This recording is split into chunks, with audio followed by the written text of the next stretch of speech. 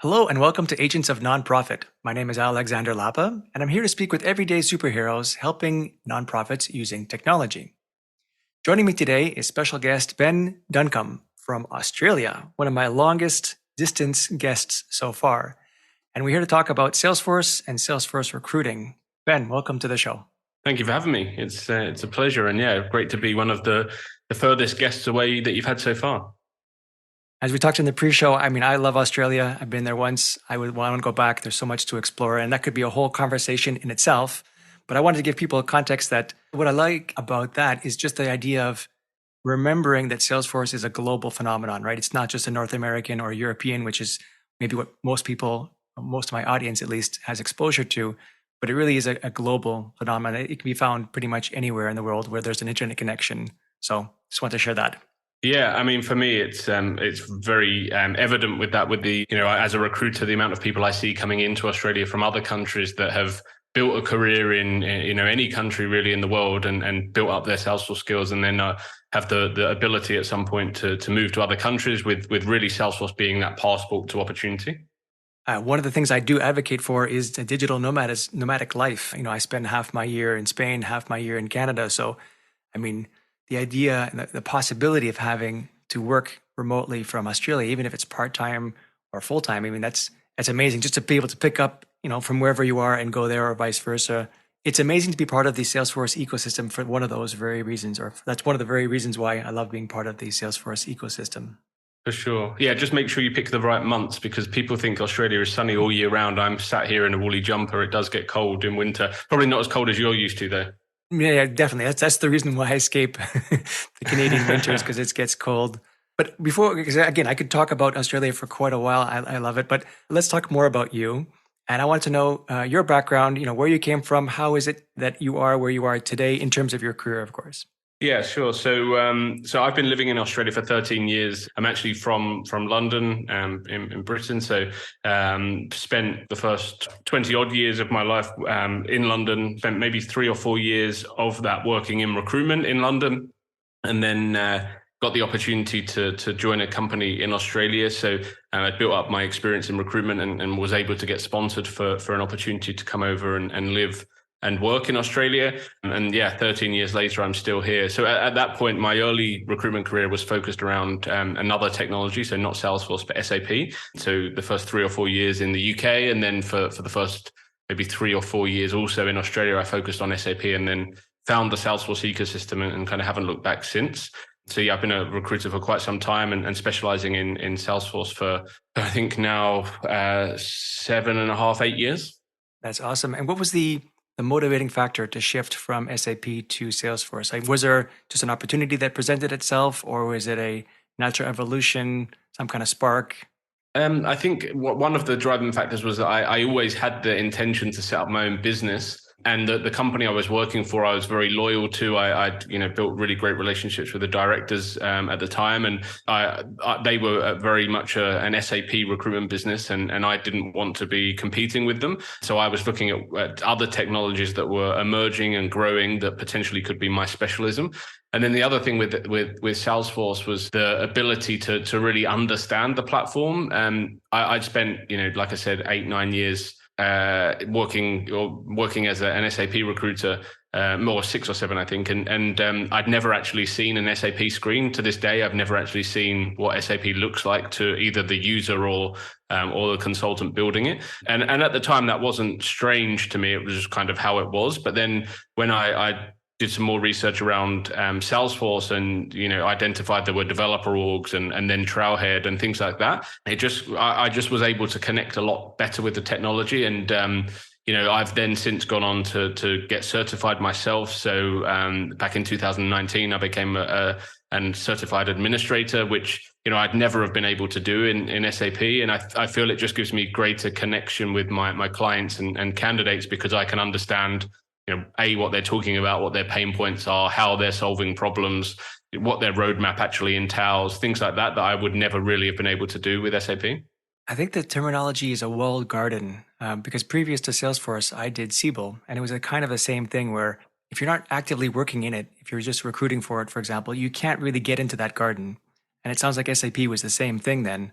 Whereas, you'd find the right people. You could kind of talk the talk, but you wouldn't have really hands-on experience. So it's great that Salesforce allows people to start up a quick org, figure things out, get certified without going through so many bells and whistles and climbing walls to get into these kinds of gardens. And I think they're like, for want of a better word, this is a word used extensively across the ecosystem, but they are the trailblazers of giving that platform, right? Because now I know only in the last month or so I've seen SAP have recently released like an equivalent of Trailhead, an online e-learning platform that's free for professionals to go in and study. And I know Microsoft have done the same in the past. So yeah, I think Salesforce were ahead of the times and really kind of drove that in the ecosystem, which has then been followed by other technology businesses. And in the recent past, and I don't know exactly when you started, but in addition to doing recruitment, you also have a TV show and a podcast. What was the motivation for starting those two sources of entertainment? Yeah, so the podcast was just an idea we had probably 3 or 4 years ago. It basically stemmed from the fact that I have these day-to-day conversations one-on-one with people that have achieved a lot in their careers, whether they're they've been in Salesforce for a number of years, or they've just transitioned, or just really interesting stories about careers and achievements that I have one-on-one. So I figured that people out there would want to hear these stories and may not necessarily be in a role or be in a position to hear from other people about their journeys in their day-to-day role or life. So yeah, it was just an opportunity to have these conversations on a bigger scale, share some of these great successes, and ultimately inspire others on their journey. And it initially started off as a kind of a face-to-face thing. So we were doing it with really just Australian-based Salesforce professionals or people that were coming from overseas to attend Salesforce events in Australia. We would ask them to be on the show. And then COVID hit, and that really kind of opened up our remit and scope for having these conversations on a global scale. So yeah, it kind of just flowed from there. And now we release a podcast episode every week along with the video in TV format. And then we get to have opportunities to discuss amazing careers with really inspiring people from all across the world, heavily focused on the Salesforce ecosystem and the achievements they've had. Yeah, there's quite a few episodes in there that I have my eye on as I was scanning, especially all those CTAs, all the certified technical architects, which is a topic actually for later on in the conversation. But before we get there, I'm curious to know, what is it that you enjoy most about finding jobs for people in the Salesforce ecosystem? Like, is there something specific maybe to Salesforce that you didn't notice in the SAP environment, or something sticky, something more motivating, something more rewarding on your side as you're helping to find jobs in Salesforce? Yeah, I think it's interesting. And I think it does go back to the point around Salesforce making this platform accessible for everyone. Like if I look at my recruitment in the SAP days, the people that were successful and in demand and earning well at the beginning of my SAP journey were the same people at the end of my SAP journey. So it was like, people with 15 years experience that had worked on all of these big implementation projects, and they were still going at the end of that journey. So what I really love about Salesforce is the fact that someone can come into the ecosystem, not necessarily with a huge amount of IT experience even, or, with at that stage, fairly limited experience with Salesforce, and then go on to become really in demand and well paid, people that really, really enjoy the work that they do. So I've seen numerous examples over the years of people that, have really made a name for themselves in the Salesforce ecosystem. And I've never been someone that necessarily sees seniority based purely on years of experience. I think it's what you've achieved in those years. And that's what's really great about the Salesforce ecosystem, is that, someone can just have 2 years of experience, but have done more in those 2 years than someone that's been working with the platform for 8 years in the wrong environment. So it all comes down to the passion and the drive and determination of someone to make a success for themselves in this ecosystem. I've noticed the same thing, where you have such a variety of people that come into Salesforce. It's not just the IT people, the engineers that go to Salesforce. It's everybody. I've seen musicians, I've seen engineers, I've seen teachers, and each of them can find a place in the system somewhere to help. So yeah, completely agree on the background of people.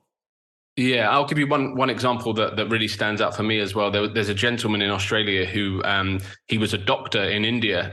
He was a GP. He ran GP practices, and then he emigrated to Australia with his wife, who is a Salesforce professional. And he couldn't get a job in Australia as a doctor because the qualifications he had weren't recognised as for the profession and the kind of roles that he was going for in the medical space. Right. He ultimately had to become a delivery driver for Domino's Pizza for a period of time while he was looking for a job, and he couldn't find one. And then his wife encouraged him to learn Trailhead. Long story short, he is now a solution architect working directly for Salesforce, working in the health industry, so helping clients on their health transformation journeys as a Salesforce solution architect. That's awesome. Yeah, I mean that's such a downgrade day from doctor to delivery. Well, yeah, But but fair play to him for being willing to do that. You know, a lot of people would see that as beneath them, but he was going into medical practices and saying, like, I'll be the receptionist if that's what you want, while I kind of prove myself and get a foot in the door.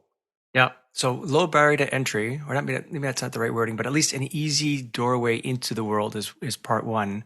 You also mentioned about experience, and I'm curious to know your opinion on that because there's an experience factor which I kind of agree with. It's kind of like, and I would relate it to, I'm Canadian here, downhill skiing.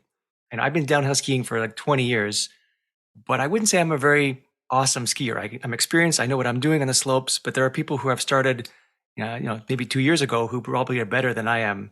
So it seems like you've noticed a parallel in that example as well, where there must be some metric to say the year's experience does count for something. There's the certification element, which we'll get to in a second as well, versus maybe the background experiences that you can transfer into Salesforce. Like what would make someone generally with 2 years experience better than someone who has 10 years experience? Well, I always use myself as the example in this case whenever this question comes up, because technically I am the Salesforce administrator for Talent Hub, right? We're a very small org. I'm the only person that uses it. But I can hack around and do a bit of configuration. I'm certified. So in theory, on my resume, I could say that for the last 8 years, I've been a Salesforce administrator at Talent Hub. The reality is, I've never built a flow. I've never done really many of the declarative configuration. I guess features or tools I've not really used. I've added fields, I've created pick lists, I've added new things to pick lists, things like that. And for the last 8 years, I could claim to have been an admin. Whereas someone that has worked in an environment that actually is heavy on automation, or has a user base of 500 and lots of integrations, lots of data, a really complex data model, even if they've worked in that environment for 6 months, they would know more than I do, having been a Salesforce admin for Talent Hub for 8 years. So I think it's really about what you've done in that period of time, not how long you've been doing it. And to your point about skiing, like, I've been playing golf for many years and I can hardly hit a ball still, right? It's about the frequency in which you do something. It's about the challenges that you overcome in that time. And yeah, I think that there are people out there that have been doing the same thing over and over in an org that is out of date. They might not have been, it might not be a priority for that business to invest in Salesforce. So like my wife is a salesperson. I often walk past her and I can see she's still using Salesforce Classic. For me, that means that company might not be investing in Salesforce as much as another company that want all the bells and whistles. So it really comes down to what you've done, the environments you've worked in, and what you've achieved in that time for me. And I guess that translates to exposure, right? If you're admin for one organization, just doing user registration, for example, then you will not nearly have or not have as nearly much exposure as someone who works maybe at an agency that has dozens of clients with all kinds of automation and flows and Apex and all that, under the deeper technical stuff that is required from that kind of person in that role. That makes sense. Yeah, 100%. And then in terms of certifications, and this is always a hot topic on LinkedIn, people talking balance between experience and certifications. In the perspective of the recruiter, how much weight do you put onto certs versus experience? Is there a balance or a threshold that you kind of cross over where at a certain point it doesn't matter how many certs you have or how much experience you have, that the other one counts for more? I personally will always value experience over certifications. I know, like historically, when I first kind of articulated what I wanted to be built in my Salesforce org when we did the implementation, we had a multi-select pick list field for certifications, and it got to a point where I just couldn't keep track of what certs people had. You know, there were just too many, and the value of me keeping track of those it just wasn't relevant, because so many people had 10, 15, 20 certs. And I've worked with candidates in the past that have had certs that they've got no experience in that actual area of the platform. So yeah, for me, it's always about experience. What have you done? What have you achieved? And if you've then achieved something with the platform in that area, then I would say it's worthwhile having the certification as well. It's the I think they've kind of been devalued where there's so many now, and so many people get them before having any practical hands-on experience in a real life environment. And I don't think that was originally what they were planned for. I think it was, let's certify that you've done something, not let's get certified before you've done what you want to do.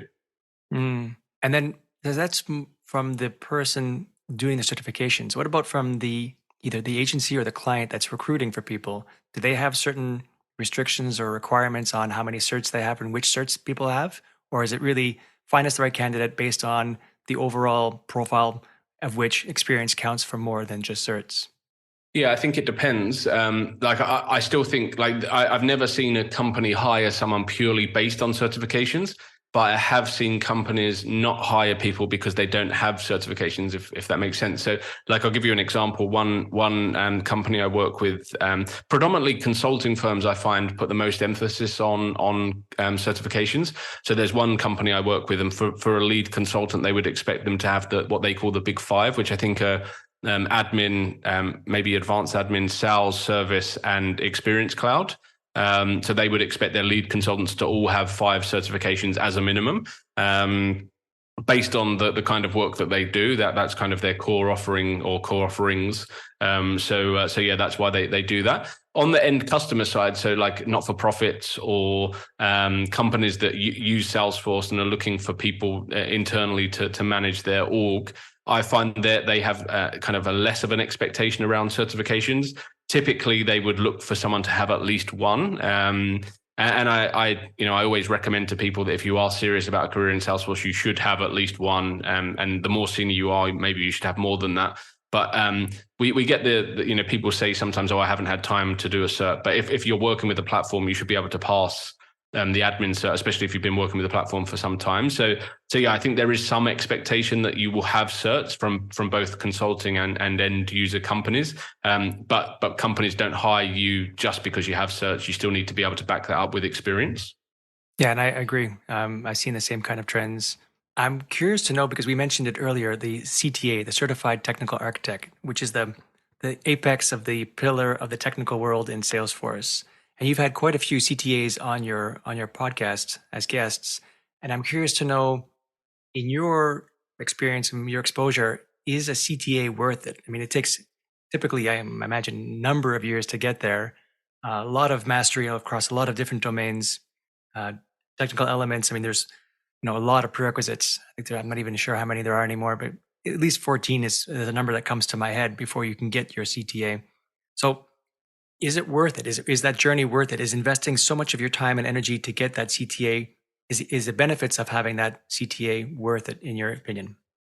Yeah, I think I'm in quite a fortunate position to answer this, because I have had so many on the podcast, and I think I get to have these discussions around the journey for someone that's gone from wanting to be a CTA to being a CTA, and really, I think it is worth it because of the joy that you can sense from that person when they talk about the moment they find out they've passed.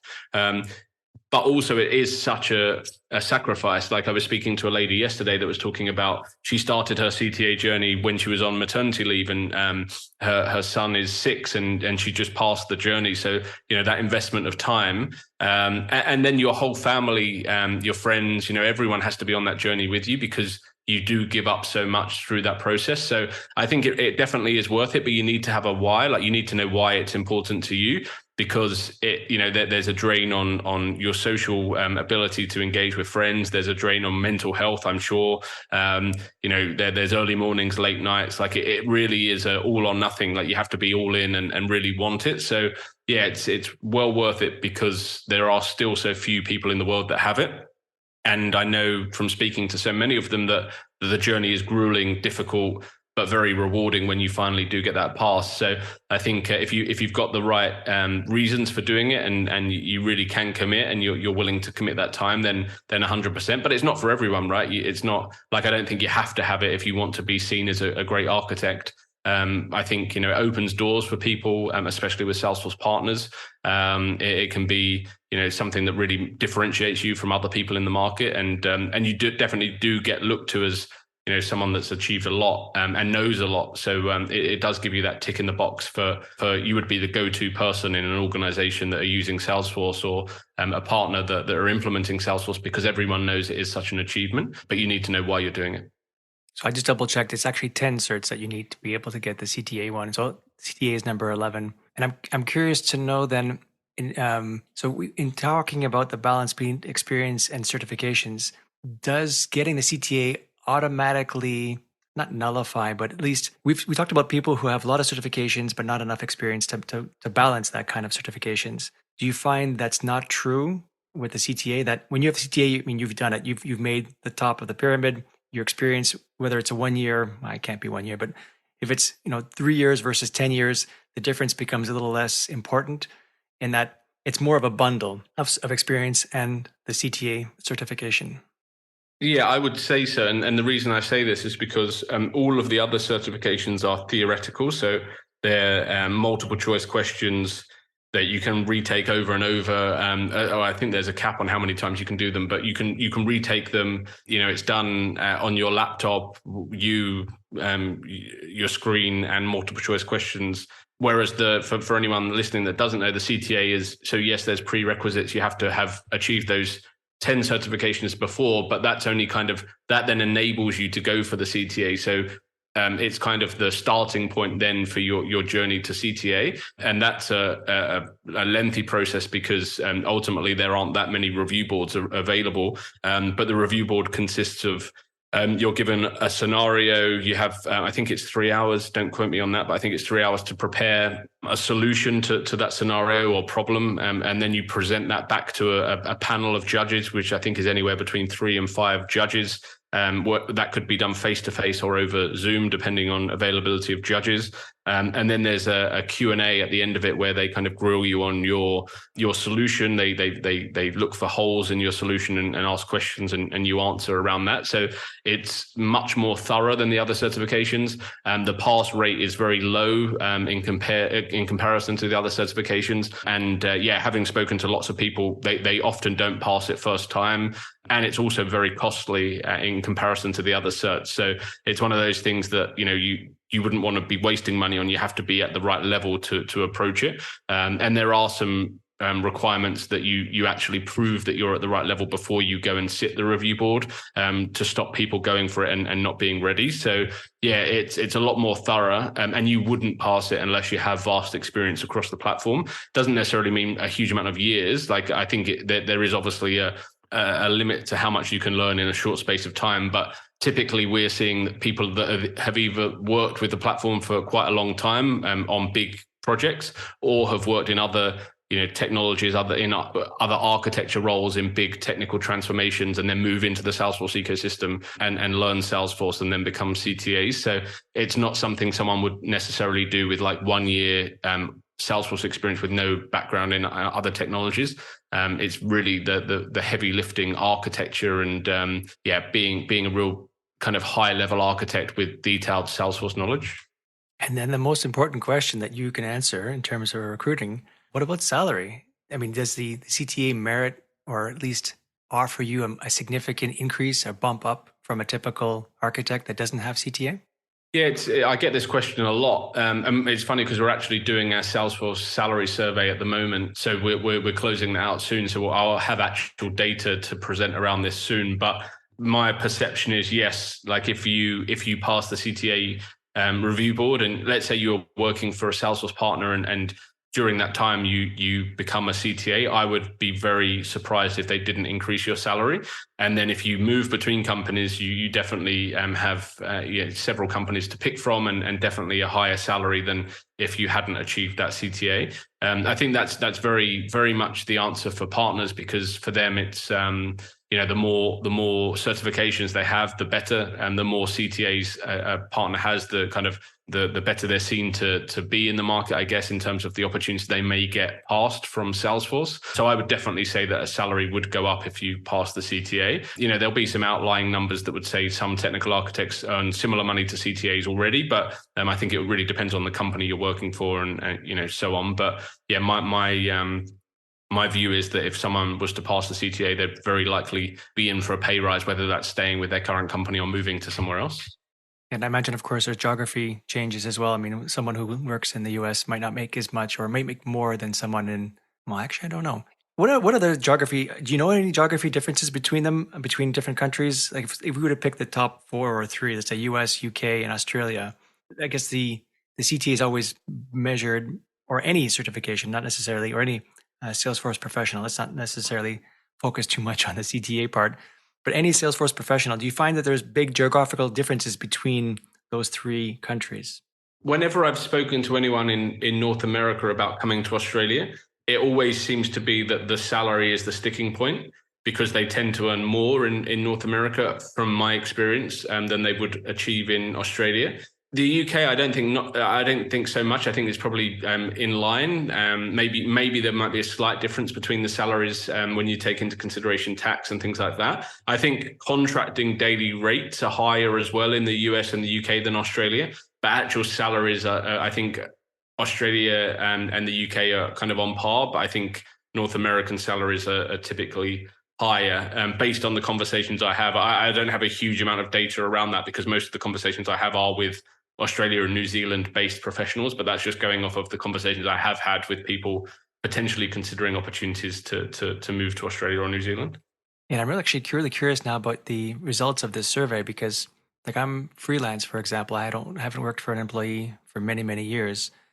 And I'm curious to know, in the US and Canada, the demand, or at least the availability of people like me, are higher, versus I wonder in other countries whether they're just more employees and they only want maybe 90% employees and only 10% consultants, versus some agencies and some companies in the US and Canada permit a higher percentage of contractors, of external contractors. Do you have any kind of notion about that yet, or is it we'll wait and see depending on the results of that survey? Going off of previous years, so when you say freelance, are you a contractor in the sense that you would contract with one company at a time, or are you a freelancer that would manage multiple clients at one time? The way I would actually say it is I'm a solo practitioner. So I'm an army of one, and I can have multiple clients at the same time. Yeah. Okay. Yeah. So we don't actually see that too often here in Australia. Like we typically have the two models or three models of engagement. One is permanent hire. The other is contract, so daily rate contractor, where you would spend 8 hours per day, 5 days per week working for one company as an external contractor.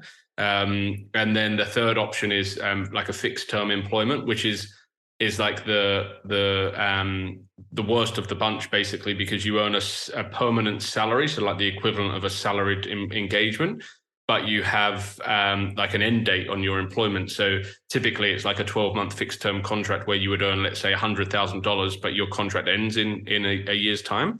So they're the three models. There are people that do run small consulting firms that would have multiple clients at once, but I guess they wouldn't see themselves as contractors. They would see themselves as consulting partners that work with multiple clients.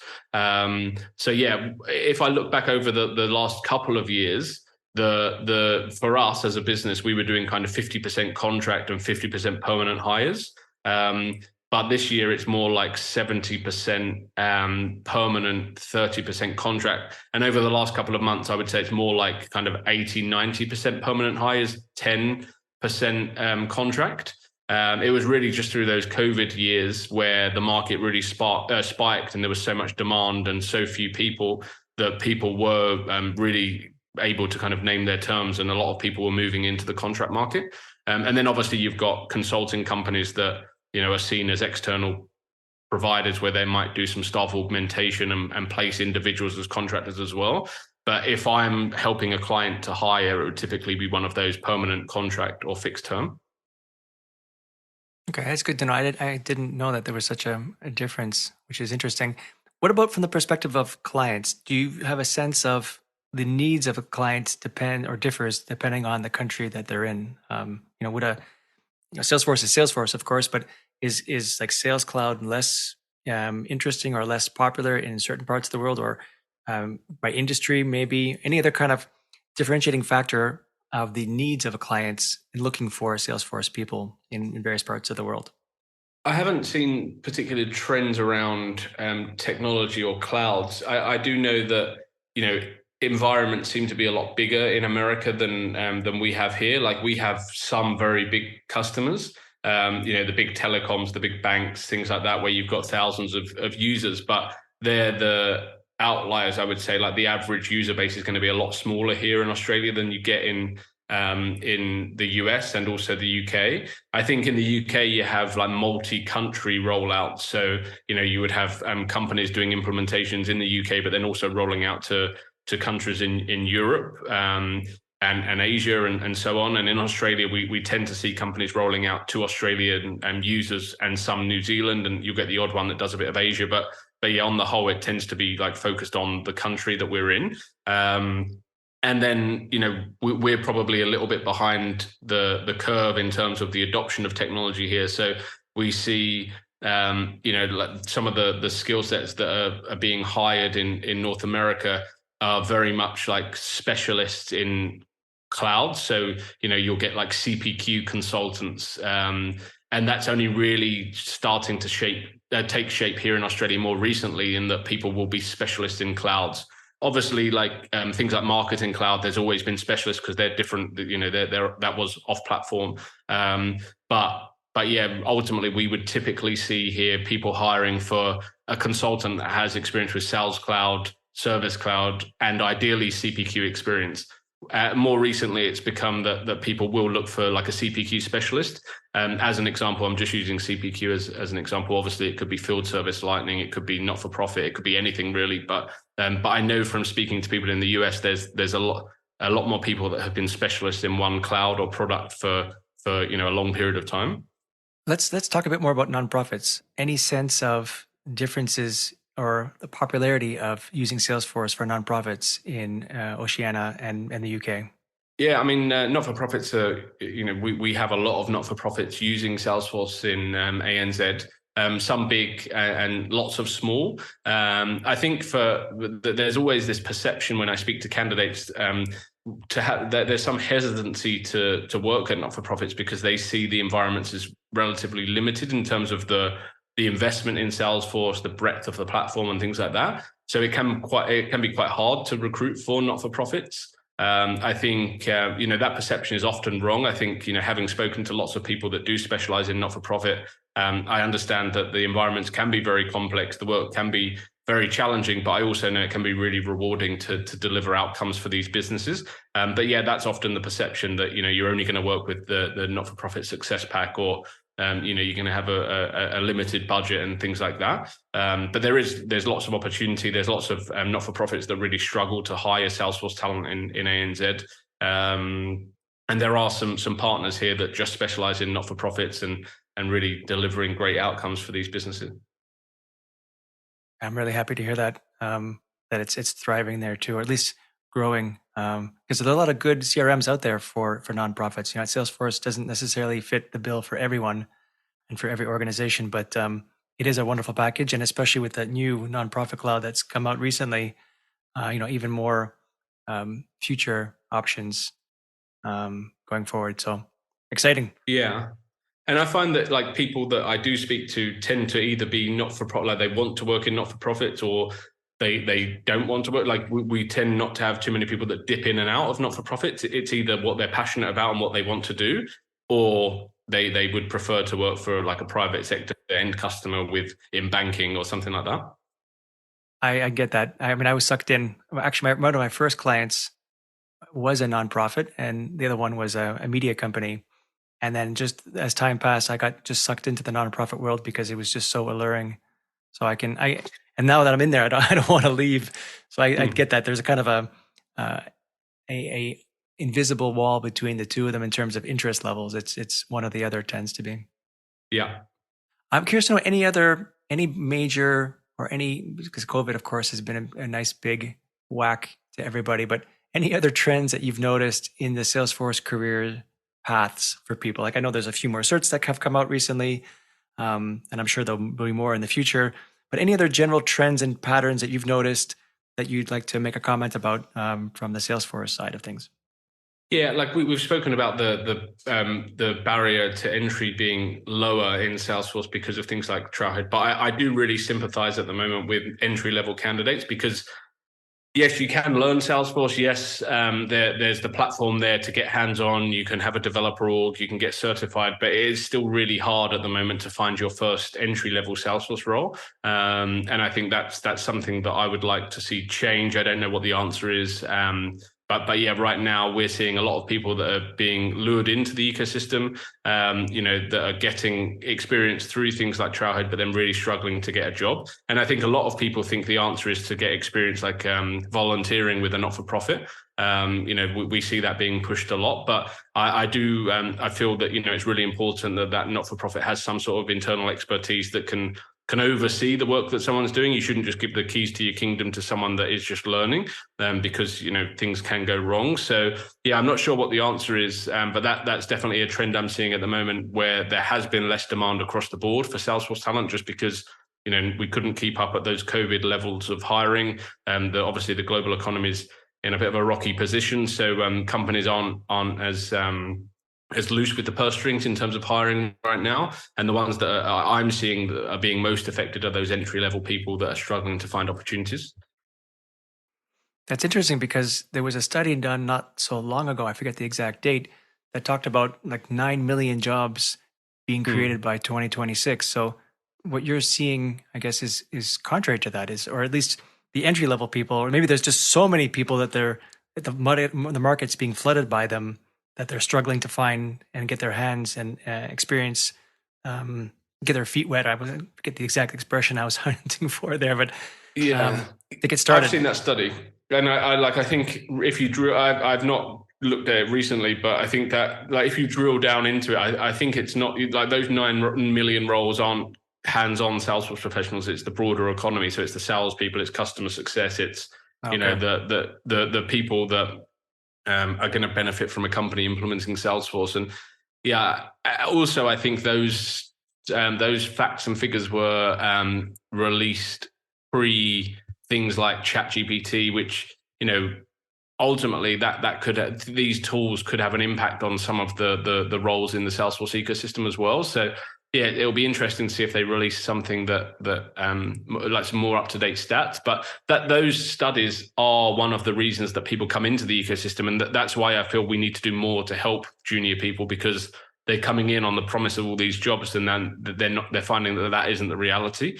There are some great groups out there that like Talent Stacker in the US that help people make their mark in the ecosystem, like help them get experience, help them market themselves and things like that. But there's still a lot of people out there that are just struggling, and they're not getting any response from the job adverts they're applying for. People are overlooking their backgrounds prior to Salesforce. So yeah, although those stats are out there, I don't think that's what we're necessarily seeing from a junior hands-on Salesforce professional perspective. Any advice you can give to those junior Salesforce consultants, people who really want to, maybe who got their first cert but don't really have much experience, maybe they volunteered a little bit. Any experience or any advice you can give them to separate themselves from the rest of the pack and hopefully be hired with a good salary? Yeah, I mean, it's really like I think the number one thing I would say is to build a network. Like, don't just rely on applying for job boards and jobs you see on job boards, because there's so many people applying for those roles. It's like, who can you build a relationship with that can help you, and you can help at some stage in their careers, and vice versa. But a lot of the people I see that become successful in their first Salesforce job is through networking and having someone in their network point them in the right direction for a job. Maybe that might be recommending them to a job internally at their own company or someone they've worked with before. And then the other thing I always talk about is like, think how many people now are looking for a job and they're just doing trailhead badges and they're just getting Salesforce certifications. Like, what else can you do to market yourself? And whether that's writing a blog about learning what you're learning about Salesforce, whether it's building something in your own developer org that you can showcase in an interview that's different from everyone else. Just ways of being kind of creative that might just make you stand out compared to the other 10 applicants that also don't have any practical Salesforce experience in a live environment and are looking for the same job as you in your location. So yeah, I've seen examples in the past where people have gone away and built something in their own developer org. They've blogged about it. They've kind of showcased that online, and then they've been hired by a company that reached out to them directly. And if they hadn't done that, and if they were just applying for jobs on job boards, they'd have been no different to anyone else. I would definitely underline that, because I actually had a guest on not so long ago that had some Salesforce experience but wanted to become a developer, but didn't have any actual hands-on developer experience. So he ended up building his own app, and that shot him to the top of the board in terms of I prove by doing it kind of thing. I have experience by doing something. So if you can build your own little app, even if it's just for yourself, even if it's something you can show off in a demo, or you said blog about it, talk about it on LinkedIn and whatnot, that'll show that you actually have some hands-on experiences, which is what I think people are looking for. Mm-hmm, definitely. So here's a dangerous question. We both came from backgrounds that was not Salesforce. It was SAP, I was Siebel. And there may be a day where Salesforce isn't the most popular CRM in the market today, whether it's replaced by AI or something else. And I'm curious to know, in terms of also the context of that CTA, where you're going all into into Salesforce, into the ecosystem of Salesforce, like, I advocate for balancing all your experience in Salesforce with soft skills that will be evergreen, like communication skills, negotiation, empathy, these kinds of things. And I'm curious to know, what your perspective is on that. In how much effort should you put towards Salesforce, knowing that there may be a time at some point in the future where Salesforce is not the most popular boy in town, versus those evergreen skills that are more transferable from CRM to CRM, for example? Yeah, I think that's a very interesting question, but I'm going to say it depends, which is the typical architect answer, right? But I'm going to say it depends because it really depends on where your skills lie at the moment. Like, if you've got really good communication skills and you can empathize and you can be in front of a user and you can sell a story and all of these things, you probably don't need to invest as much time as someone that is struggling with that. So I think it's really about identifying your gaps as an individual. And right now, if your plan is to have a career in Salesforce, then obviously you need to develop your Salesforce skills. And I think there will be elements of Salesforce that are transferable, whether that's, understanding a data model or even like learning flows. I'm sure there'll be elements of that will be kind of transferable into another technology in the future. But I do feel communication skills are equally as important, in some cases more important than the technology skills. And that's what I'm seeing with customers at the moment. We'll see some customers that have a Salesforce administrator role open for several months because they're struggling to find someone that can really be the advocate of the platform to the business, someone that can really manage stakeholders, build trust with the business. So they're skills that are typically quite difficult to learn, but once you've got them, you won't lose them. So I think, yeah, for me, they're very important skills to have. But if you've already got them, then obviously you need to develop Salesforce skills. And if you don't have either, then I would say they're equally as important to develop for the right now. But long term, you can never lose by really improving your communication, your consulting, and your ability to engage and empathize with the user. Yeah, I totally agree. You could be the best developer in the world, but if no one knows about you or you're not able to communicate your skills, then unfortunately you're not going to be found as easily, for sure. Mm-hmm. Ben, this has been awesome. Thank you so much for giving us the global perspective. Where can people find more about you online, either to get to know you as a recruiter or learn about your podcast or your TV show? Yeah, so I'm pretty much spend my whole life on LinkedIn. LinkedIn's definitely the the best place, and from there I regularly link out to our podcast or website. So yeah, I'm going to say LinkedIn. I actually don't know what my handle is. I'm sure you can put that in the show notes, but it is just B Duncombe. So yeah, just B Duncombe is my name on LinkedIn. So hopefully people can find me there. Awesome. Thank you so much for joining me today. No, my pleasure. Really good to be invited on, and thanks for the offer. All right, that's it for today. I'm Alexander Lapa, and I hope you join me again in the next Agents of Nonprofit.